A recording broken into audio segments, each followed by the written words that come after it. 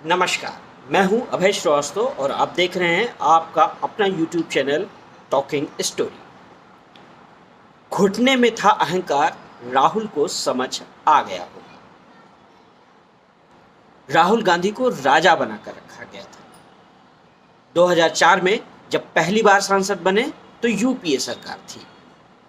प्रधानमंत्री मनमोहन सिंह थे, जिम्मेदारी ढेला भर की भी नहीं थी, लेकिन ठाठ पूरे थे।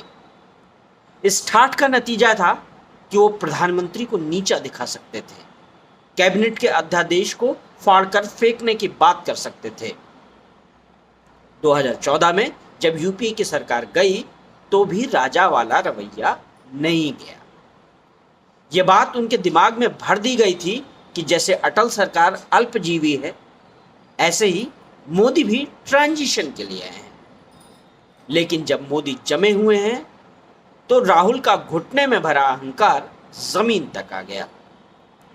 इसी अहंकार का नतीजा था कि वो संसद में मोदी के गले पड़ सकते थे और फिर आंख मारकर ये जता सकते थे कि वो मोदी को बस यूं ही समझते हैं। लेकिन 10 साल बाद जब फिर मोदी की सरकार बन गई है तो उन्हें समझ आ गया होगा कि ये लोकतंत्र है, भारत उनके राज परिवार की बपौती नहीं है।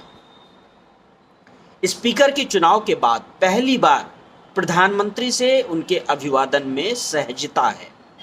उन्होंने हाथ मिलाया है, एक सहज भाव में, जैसे दो नेता आपस में मिलाते हैं। हालांकि अभी भी गांधी राज परिवार के चरण चारण राहुल गांधी के सामने अपना नंबर बनाने में लगे हुए हैं। जैसे संजय राउत ने स्पीकर को उनके आसन तक पहुंचाने के बाद अभिवादन के एक फ्रेम से यह साबित करने की कोशिश की कि मानो नरेंद्र मोदी का कद राहुल गांधी से छोटा हो गया हो। लेकिन राहुल को समझ आ रहा होगा कि लोकतंत्र की ताकत क्या होती है। राहुल अपने चरण चारणों के बहकावे में ना आवे और मोदी से अपने अभिवादन का सच्चा अर्थ समझेंगे तो स्वयं के साथ न्याय करेंगे और लोकतंत्र का भला करेंगे।